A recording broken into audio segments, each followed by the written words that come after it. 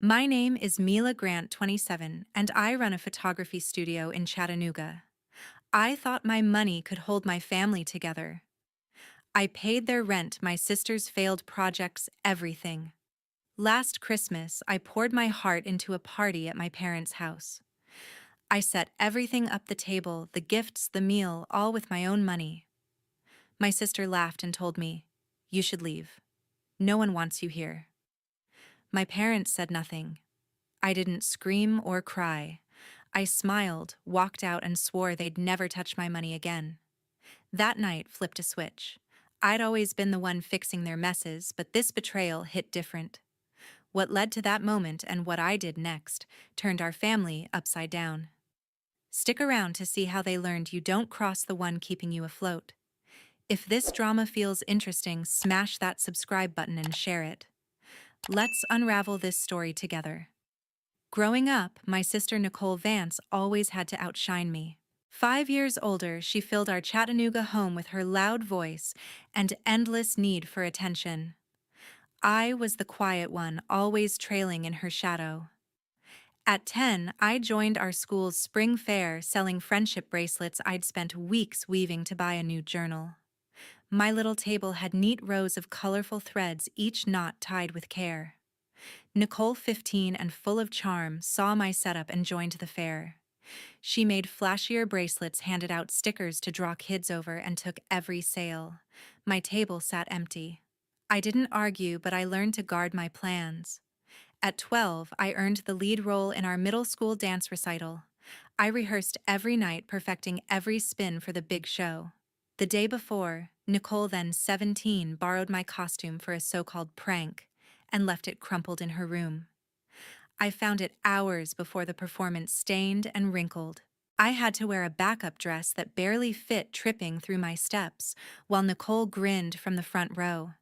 My parents, James Grant and Barbara Grant, clapped for both of us, never mentioning her stunt. They called it sibling rivalry, letting her steal the spotlight. By 14, I poured my heart into a science fair project, a model solar system I built from scratch.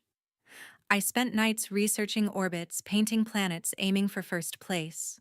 Nicole, 19, and home from college, took my sketches, tweaked them, and entered her own version. She won the blue ribbon. I got a pat on the back for effort. Dad shrugged, saying, "There's always next year." Mom nodded along, avoiding my eyes. They never held Nicole accountable. It wasn't just my parents. My Aunt Ellen would visit and laugh off Nicole's antics, calling her a firecracker. I felt like a ghost in my own family, my efforts brushed aside. I started retreating to the garage where I found Dad's old point-and-shoot camera. Clicking the shutter, framing trees or stray cats through the lens gave me control. I'd spend hours in our backyard capturing shadows and light, building a world where Nicole's shadow couldn't reach. My best friend Kelly Shaw noticed me fiddling with the camera one afternoon. "You've got an eye for this, Mila," she said, lending me her Polaroid to experiment with. Kel's encouragement was a lifeline the first time someone saw me for me. Those years carved a quiet strength in me. Nicole's need to win made me wary, always bracing for her next move. Dad and Mom's silence showed they'd never take my side, too focused on keeping peace. Aunt Ellen's chuckles normalized Nicole's behavior, making me feel smaller, but Kelly's words stuck. We'd sit on her porch, flipping through my grainy photos, her telling me to keep going. I didn't realize it then, but that battered camera was my first step toward my studio. It was also teaching me a harder lesson in my family: I'd always have to fight to be seen. Each time Nicole overshadowed me, it stung less. I stopped expecting fairness from Mom, and Dad stopped hoping Aunt Ellen would call her out. Instead, I leaned into my lens, finding clarity in its focus. By high school, I was sneaking into local art fairs, snapping candids of strangers, building a portfolio in secret. Kelly would tag along, cheering me on, saying my shots captured stories. Those moments weren't just an escape, they were the foundation of who I'd become. Nicole could take the spotlight, but she couldn't touch what I was building inside. By my early 20s, I turned my childhood passion into a photography studio. I'd spent hours with Dad's old camera capturing fleeting moments, stray cats, morning dew kids at the park. At 20, I enrolled in a community college photography course learning lighting and composition while working part-time at a local cafe. I saved every penny skipping nights out to buy my first professional camera.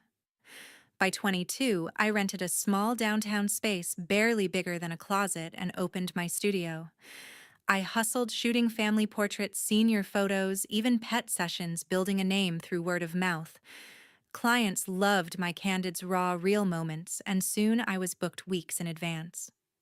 It wasn't easy. I taught myself editing software, marketed on social media, and handled taxes alone. But seeing my photos on clients' walls made every late night worth it.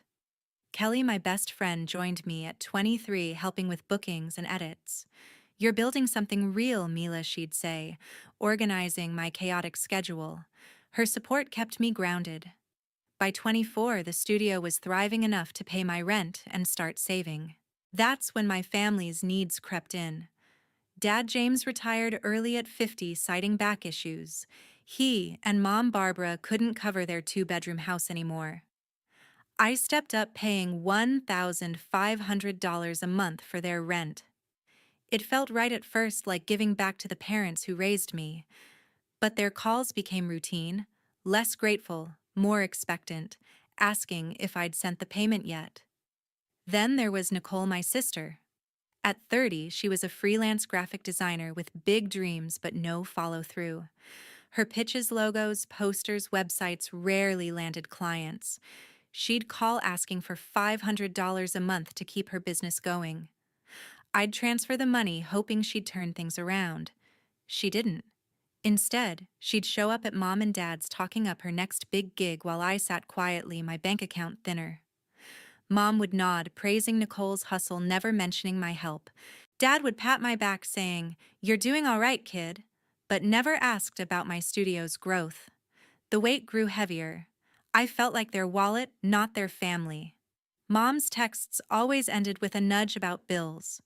Nicole's emails listed expenses like I was her investor. I'd check my savings, shrinking faster than I'd planned, and wonder why I kept agreeing. I wanted harmony to avoid their sighs or guilt trips. But each payment chipped away at my dreams: new lenses, a bigger studio space, maybe a vacation. I'd lie awake tallying what I'd given up. Kelly saw it first. One night, as we sorted client proofs in the studio, she caught me staring at a low bank balance. "Mila, you're burning out," she said, pushing a stack of prints aside. "They're leaning on you too hard." I brushed it off, saying it was temporary. But Kel kept at it, pointing out how I'd skipped equipment upgrades to cover their bills, how Nicole's loans never came back. "You deserve your own life," she'd say, her voice calm but sharp. I wasn't ready to admit she was right. I'd grown up fixing their problems; saying no felt like letting them down. Nicole's requests got bolder. She asked for extra cash for design tools, then spent it on concert tickets. Once she needed $1,000 for a client meeting in Atlanta, swearing it'd land a contract. I paid, but she came back empty-handed, claiming the client flaked. Mom and Dad stayed silent, never questioning her. Aunt Ellen, during her visits, would smile and say, "You're the successful one, Mila. Keep them afloat." It sounded kind, but it trapped me further. My family saw my studio's success as their safety net, not my achievement. By last fall, I was stretched thin. I'd delayed hiring another assistant even as client bookings piled up. My studio was my refuge, but their demands cast a shadow. I'd look at my portfolio, years of work, grit, and late nights, and feel a knot of resentment. Kelly's words rang louder. "Set boundaries, protect your future."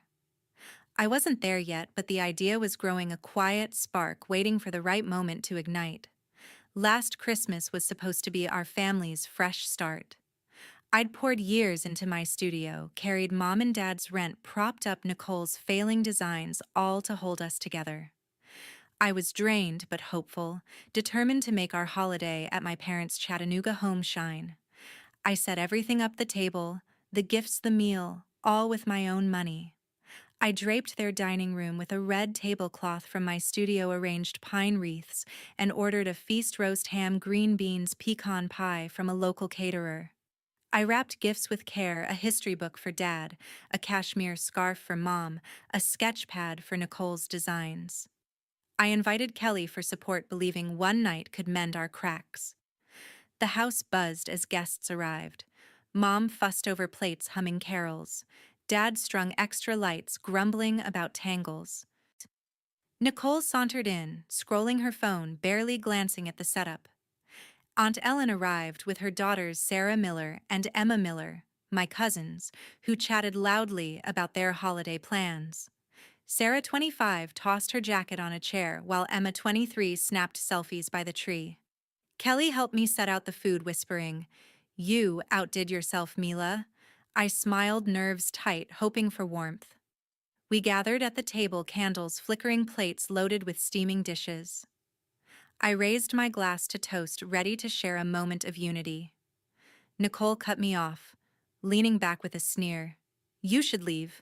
No one wants you here," she said, her voice sharp and cold. The table went silent. Aunt Ellen let out a quick laugh, then coughed, looking away. Sarah and Emma froze, eyes on their plates. Mom stared at her fork, unmoving. Dad shifted, clearing his throat, saying nothing. The words sliced deep, worse than Nicole's childhood jabs. This was deliberate, meant to humiliate. I waited for someone to speak, to challenge her. No one did. Sarah glanced at Emma, but neither moved. Kelly's hand twitched beside me, her face tight with anger. I didn't yell or cry. I set my glass down, smiled thinly, and stood. "Enjoy your night," I said, grabbing my coat. I walked out the door, clicking shut behind me, their silence deafening. In my car, I opened my banking app with steady hands. I canceled the auto pay for Mom and Dad's rent. $1,500 a month stopped. I closed the joint account I'd opened for their bills, cutting their access. Then I removed myself as co-signer on Nicole's business loan, $500 a month I'd never recover. Each tap was a release, a reclaiming of my life. I drove to my studio, the city dark and quiet, my resolve hardening like ice. Kelly called as I parked, her voice soft but firm. "I saw it all, Mila. You didn't deserve that," she said. I exhaled, the weight of the night spilling over. She didn't need details. She'd watched Nicole's cruelty, Aunt Ellen's laugh, my cousin's silence, my parents' inaction. "You've carried them too long," she said, her words a balm. "It's time to put yourself first." She reminded me of our talks, how my family took my success for granted. "You're stronger than their mess," she added. I nodded into the phone, her support anchoring me. At my studio, surrounded by my cameras and framed prints, I replayed the moment. Nicole's words echoed her childhood need to overshadow me, but sharper public. Sarah and Emma's silence stung, proof they'd picked sides. Mom and Dad's refusal to speak hurt most, a betrayal carved from years of ignoring Nicole's unfairness. Aunt Ellen's laugh tied it all together. They'd normalized this. Kelly's voice cut through. "Choose yourself." I'd built my studio from grit, yet they saw only what I could pay for. That night, I drew a line. The app confirmed my actions, payments halted, accounts locked. I wasn't just leaving the table, I was done being their crutch. The choice felt right, final, like stepping into my own light. 2 days later, my sister turned our family against me. Nicole's Instagram post popped up on my screen, her words sharp and public, tagging me for all to see. "Mila's too wrapped up in her own world to care about us," she wrote, accusing me of ditching Mom and Dad to live large with my studio. She spun a tale of abandonment, ignoring the years I'd covered their rent and her failed projects. A photo of me at a client shoot smiling was captioned, "Family, last ego first." My throat tightened, but I didn't hit back. Nicole fed on arguments I wouldn't bite. Her post lit a spark. Mom jumped in, commenting, "We deserved better, Mila." Dad added a curt, "You've chosen yourself over us." Aunt Ellen tossed in a disappointed face emoji, writing, "Thought you were different." Sarah and Emma, my cousins, fueled the fire. Sarah with a, "This isn't right," And Emma adding, "You've let them down." Their words piled up under Nicole's post, a public wall of blame. I scrolled each comment a fresh cut, none mentioning the money I'd poured into their lives for years. The onslaught spread beyond Instagram. Mom texted me that morning. "You've embarrassed us, Mila, putting your business first." Dad called, his tone clipped, saying I'd forgotten what family means while chasing success. He never brought up the thousands I'd sent for their home. Aunt Ellen sent a text, her words heavy. "You've lost your way, Mila." Sarah called, voice sharp, saying, "You're not the sister we thought." Emma caught me at a downtown cafe, her eyes narrow, whispering, "You've torn us apart."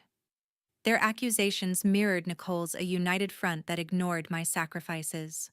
I sat in my studio, the glow of my editing screen dim against their words. Kelly, who'd watched it all unfold at Christmas, called that night. "They're piling on Mila, but they're wrong," she said, her voice a steady anchor. I shared Emma's cafe confrontation, Mom and Dad's texts, the Instagram comments. "They're lashing out because you stood up," Kel said. "You don't owe them your life." Her words eased the sting, reminding me I'd done enough. She'd seen their betrayal firsthand, and her support kept me grounded. Then their tune changed. Nicole called that evening, her voice low and shaky. "Mila, I'm in a bind," she said, asking for $500 to keep her apartment, claiming a client flaked. Her Instagram post still burned in my mind. Mom texted next. "We need the house payment, Mila. Can you help?" Her words softer now, asked for the $1,500 I'd always covered. Dad left a voicemail, his tone pleading. "We're counting on you, kid. Just the rent, please." Nicole texted again, promising to sort things out if I sent the money. Their requests, so quick after their attacks, felt like a trap to pull me back. I stayed silent. Nicole's post had rallied Mom, Dad, Aunt Ellen, Sarah, and Emma against me, their words painting me as a heartless outsider. Yet now, Mom, Dad, and Nicole wanted my money as if their blame could be erased with a bank transfer. I'd spent years believing my support would earn their love, but their accusations showed otherwise. Kelly's voice lingered. "You're allowed to walk away." In my studio, surrounded by photos I'd poured my heart into, I felt a quiet resolve. I'd left their Christmas table, ignored their posts, and now I let their pleas go unanswered, choosing my peace over their demands. 2 months later, Nicole thought she could charm her way back. She strolled into my Chattanooga studio, her smile bright but calculated. "Mila, I need your 3D printer for a small project," she said, spinning a tale about a client wanting custom keychains for a local event. Her tone was sweet, a stark contrast to her Christmas insults and December Instagram posts. I hesitated, remembering her refusal to return my support, but agreed, hoping a small favor might keep the peace. The printer, a high-end model for my studio's design work, came with a condition: return it in 3 days. Nicole nodded eagerly, carting it off with a quick, "Thanks, sis." 3 days became 5, then a week. Nicole ignored my texts, her phone sending me straight to voicemail. I checked her social media, spotting photos of intricate keychains clearly made with my printer, posted without a mention of me. My frustration grew. Kelly, my studio assistant and best friend, caught the issue during a supply check. "Mila, the 3D printer's still with Nicole," she said, pulling up Nicole's Instagram on her phone. The posts showed off her new venture, all using my equipment. I called Nicole, my voice firm, demanding the printer back by noon the next day. She brushed me off, saying, "It's just a machine, Mila, chill." I didn't argue. I drove to her place that evening, loaded the printer into my car, and updated my studio's access codes to lock her out. Nicole's reaction came fast. The next morning, she showed up at my studio, pounding on the locked door as a client waited for a photo session. "You're disloyal." "Mila," she screamed, her voice carrying across the street. "You're sabotaging my work, hoarding your tools." Her outburst drew eyes, clients, passers-by, a barista from the cafe next door. I stood inside, keeping my composure, and asked her to leave through the glass. She kept shouting, accusing me of betraying her dreams, her hands waving wildly. A regular client waiting for her prints pulled out her phone and started recording. "This is going online," she muttered, uploading the video to a Chattanooga community forum with the title "Drama at Local Studio." The post went live before Nicole stormed off. Kelly was by my side as the video spread. "She's digging her own hole, Mila," she said, her tone steady as we watched the forum thread grow. She'd seen Nicole's posts, heard her shouts, and knew this was another attempt to exploit me. "You don't have to keep giving her chances." Kel added, her words echoing the resolve I'd felt since Christmas. I nodded, thinking of the years I'd let Nicole take Money Time Now equipment. The printer back in my studio hummed as it worked on a client's order. Mom, Dad, Aunt Ellen, Sarah, and Emma didn't call or text about the incident, their silence as expected as their earlier blame. I focused on my work, my studio, bustling with clients who valued my effort, not my family's drama.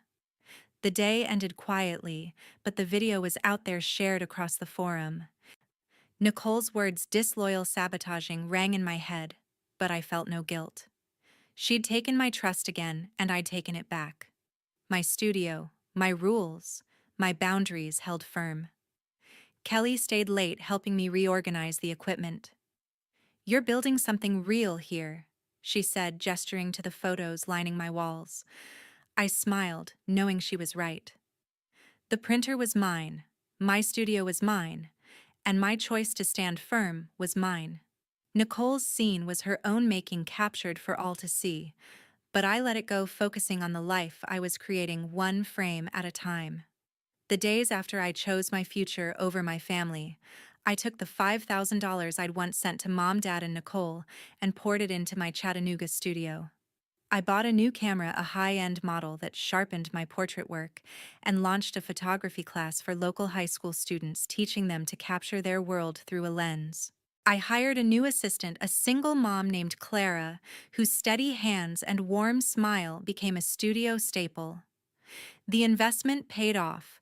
Clients poured in, drawn by word of mouth and my growing reputation. I planned a community photo exhibit showcasing locals' stories through my shots, set for a spring opening at a downtown gallery. My studio thrived, its walls lined with vibrant prints, its calendar packed with bookings. Families came for portraits, businesses for headshots, and teens for my classes, their enthusiasm fueling me. The exhibit took shape with photos of Chattanooga's parks, faces, and moments, each frame a piece of the community I'd grown to love. Clara's knack for scheduling kept us on track, and my new camera caught details I'd never seen before. The studio wasn't just a business, it was my proof that I could build something lasting without carrying my family's weight. Nicole faced her own reckoning. Her outburst at my studio, captured on video and shared on a local forum, turned heads for all the wrong reasons. Clients who'd once considered her for freelance work pulled back her posts, now ignored or criticized. She struggled to book gigs, her name tied to that public meltdown. Later, I heard she'd left Chattanooga for another city, seeking a fresh start. She never reached out, and I didn't chase her. Her accusations of disloyalty, once shouted through my studio's glass, faded into silence. Mom and Dad, too, felt the shift. Without my monthly $1,500, their landlord seized their house. They moved into a smaller apartment, a cramped one-bedroom they could afford on their own. Barbara took a part-time job at a grocery store, her hands scanning items for hours. James picked up odd jobs, mowing lawns, driving for delivery apps, piecing together enough to cover their bills. I learned this from a neighbor, not from them. They didn't call, and I didn't expect them to. Their silence matched Aunt Ellen, Sarah, and Emma's, who'd backed Nicole's blame, but never apologized. The community, though, spoke up. Neighbors who'd seen Nicole's video rallied around me, booking sessions and spreading the word about my exhibit. Clients like Mrs. Carter, whose wedding photos I'd shot, sent messages of support, calling Nicole's actions unfair. Others, from baristas to teachers, praised my work on local forums, their words a shield against my family's past attacks. Their support wasn't just kind, it was a reminder that I'd earned my place in Chattanooga through effort, not obligation. I cut all ties with my family. When Nicole's texts came asking for one last favor, I blocked her number. Mom's voicemails, soft with pleas, went unanswered. Dad's emails hinting at their struggles stayed unopened. Aunt Ellen, Sarah, and Emma sent nothing, their absence a final confirmation of their choice. I'd spent years trying to hold them together, believing my money and time would earn their love. Now I saw the truth: their loyalty was to my support, not me. Cutting them off wasn't easy, but it was right. Kelly, my rock, saw it all. "You're free now, Mila," she said one evening, helping me frame photos for the exhibit. Her words rang true. Setting boundaries had cost me my family, but it gave me clarity. I lived for my values: hard work, community, creativity, not their demands. My studio, my classes, my exhibit were my future, built on my terms. To everyone who's followed this story, thank you for listening. Placing boundaries, let me reclaim my life, and I hope it inspires you to prioritize your own path. Share your thoughts. What would you have done? Your voice matters.